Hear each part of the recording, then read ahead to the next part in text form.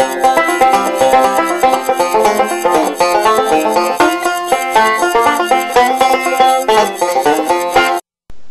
is unclear how long cotton has been cultivated by man. Scientists have found bits of cotton within cloth in Mexican caves that date back 7,000 years. Cotton was cultivated in what is now Pakistan 5,000 years ago, and cotton has been used to clothe the ancient people of India, China, and Egypt. Traders introduced cotton to Europe in 800 AD. Europeans, knowing only that it appeared like wool and was grown on a plant, assumed it was produced from plant-born sheep. Early cotton uses included making cloth, candle wicks, and creating fishing nets. Today, cotton has hundreds of uses including yarn, textiles, and apparels, but it is also used in the production of automobile tires, furniture, cotton swabs, filter paper, lacquers, cosmetics, toothpaste, and film. Even the currency in your pocket is 75% cotton. Cotton seeds and seed coats are used to make animal feed, plastic, rubber, soap, explosives, and insecticides. Crushed seeds produce oils used in cooking oils, shortening, and salad dressings. If you eat Lay's potato chips or Pepperidge Farm cookies, then you are eating cottonseed oil, and the average American cow eats 8 pounds of cotton seeds per day. In 2009, cotton was planted on almost 1.6 million square kilometers, more than 14 times the size of Virginia.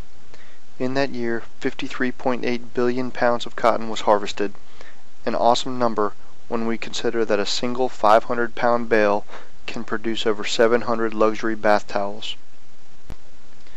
Cotton is one of the most important and widely traded crops in international commerce.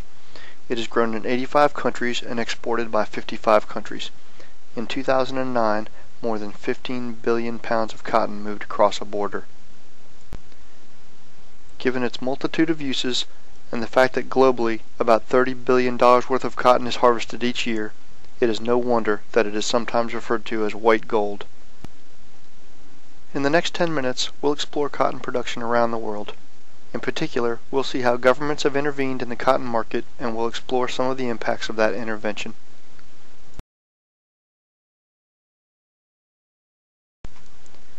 Our story begins during World War I. In order to keep cotton out of the enemy's hands, England purchased a large portion of American cotton. This surge in demand drove prices higher and created a boom for American cotton farmers. Prices were pushed higher still as the boll weevil, a small beetle that feeds on cotton buds and flowers, reduced supply. With prices high, cotton farmers that were not affected by boll weevils enjoyed the boom times. Farmers spent the next decade battling the boll weevil and considering ways to stabilize a market that had historically been volatile. Although they were successful in controlling crop losses to the boll weevil, they were not ready for their next market disruption. In the aftermath of World War I, cotton prices began to tumble. In March 1920, cotton was selling for around 42 cents a pound. By October, prices had fallen to 20 cents a pound, and by December, they had fallen to 13 cents a pound. Cotton farmers were eager to stabilize prices, and they sought answers. Early efforts included self-imposed production controls. If farmers could limit their output, they could stop prices from dropping. However, these plans proved difficult to enforce and ineffective. To hold farmers to their agreements, some farmers resorted to violence. This included murder and the destruction of cotton and cotton gins. In a few cases, these tactics caused supply to decline, but prices continued to fall. Eventually, cotton farmers became convinced that they would be unable to govern themselves, so they turned to the federal government to intervene. These efforts led to legislation to aid the farm economy and took the form of a series of acts designed to assist cotton farmers and stabilize prices. And with it, a government subsidy was born.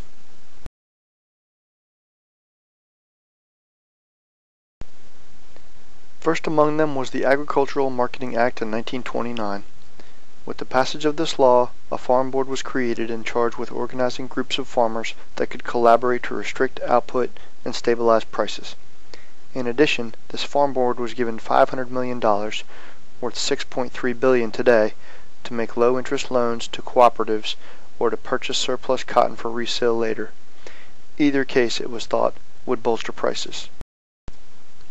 By 1931, the U.S. government had spent its $500 million and was now holding large amounts of cotton, which would later be sold at a large loss. Despite these efforts, they had failed to halt the steady decline in crop prices because they could not prevent overproduction by the majority of farmers. Prices of cotton continued falling, eventually reaching 5 cents per pound in 1933.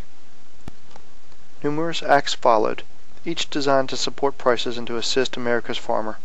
In some cases, farmers were guaranteed prices. If they couldn't sell their harvest at those prices, then the government would buy it. In other cases, farmers were paid to destroy crops or leave sections of their field fallow.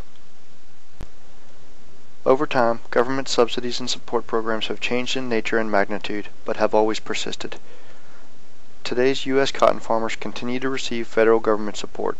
This support has changed in shape and scope and now includes direct payments, counter-cyclical payments, marketing loans, and many others.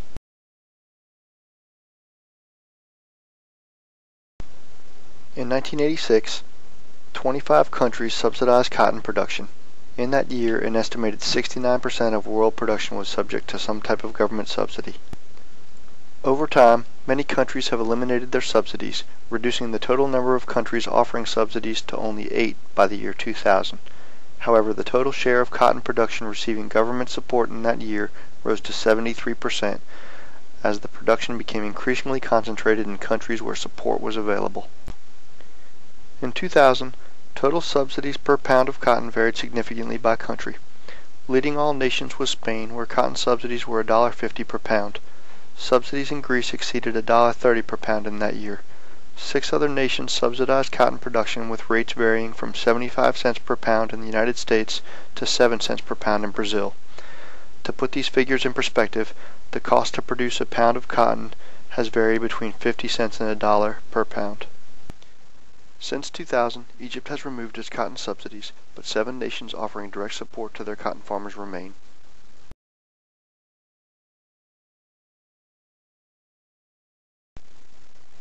Agricultural subsidies impact the individual farmer's decisions. For example, given crop subsidies, farmers are reluctant to grow non-subsidized crops in rotation with cotton. Instead, they plant cotton for 25 or 30 years in a row, depleting the soil of all nutrients. Over time, yields will suffer as a result of this practice, which will encourage farmers to use more fertilizers and pesticides, all of which can poison the soil and the groundwater. In addition to this impact, such market intervention can significantly distort the supply of a good. As an example, imagine that you are a cotton farmer. Given a scenario where no government intervention occurs, you may hypothetically decide to plant cotton on 1,000 acres. However, if you are guaranteed a certain price for this harvest, you may decide to increase the share of land that is used in cotton cultivation. If all farmers behave this way, then the supply of cotton is increased and prices begin to fall. This price decrease, while benefiting consumers, can hurt farmers where subsidies do not exist. As we'll soon see, interfering with markets in this fashion can have far-reaching effects.